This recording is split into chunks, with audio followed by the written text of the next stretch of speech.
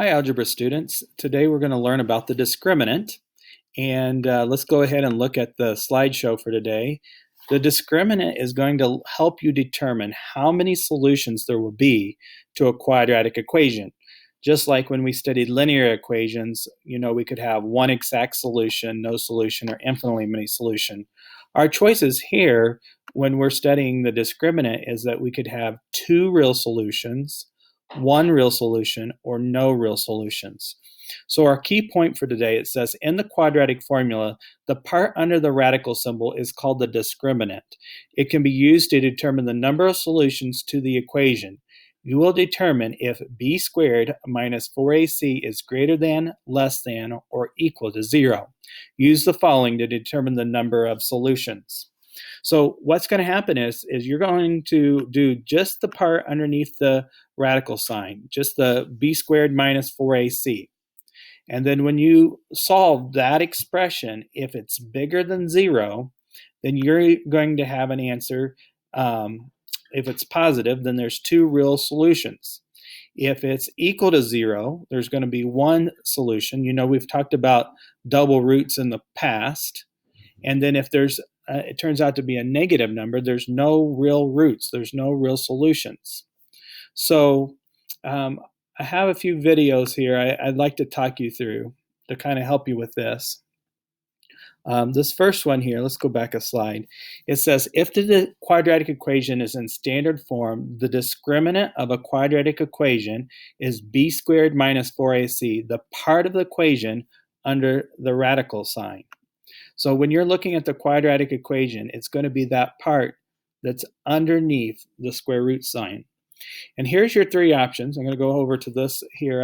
I paused this because this moves faster than I can talk through it, but it has really good information in the slideshow.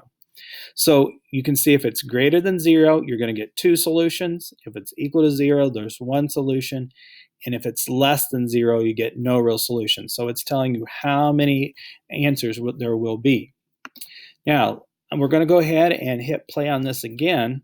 And the question is, find the number of solutions of each equation using the discriminant. So you see you have quadratic equations. You know they're quadratics because they have exponents of 2. They're already set equal to 0, so you can determine your a, b, and c. And then you're only going to need to use the part of the formula that's underneath the radical sign. So this is going to demonstrate that. And what we're interested in is if this number turns out to be positive, negative, or 0. So let's see what happens here. Okay, in this first example, we get negative 20. So that means there's no real solution. In example B, it's positive, so there's two real solutions. In example C, it's 0, so there's only one real solution. So that's the three possibilities that could happen when you're solving the discriminant, and it'll tell you how many solutions there are.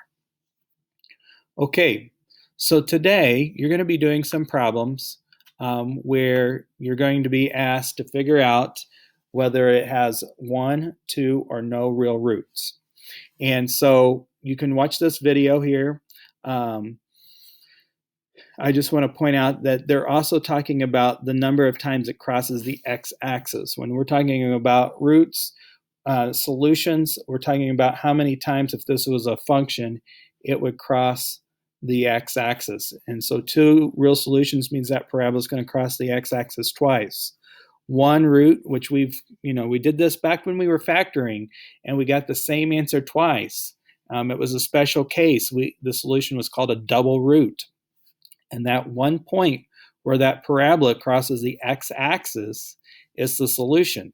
So that would only have one solution. And in here, if it doesn't cross the x-axis at all, and we have some negative number underneath the radical sign, I really like this picture because it shows you if it's positive, there's two solutions. If it's 0, there's 0 solutions. And if it's negative, there's no real solutions. Okay, so go ahead and learn today and practice finding the discriminant and finding how many solutions there are. Thanks.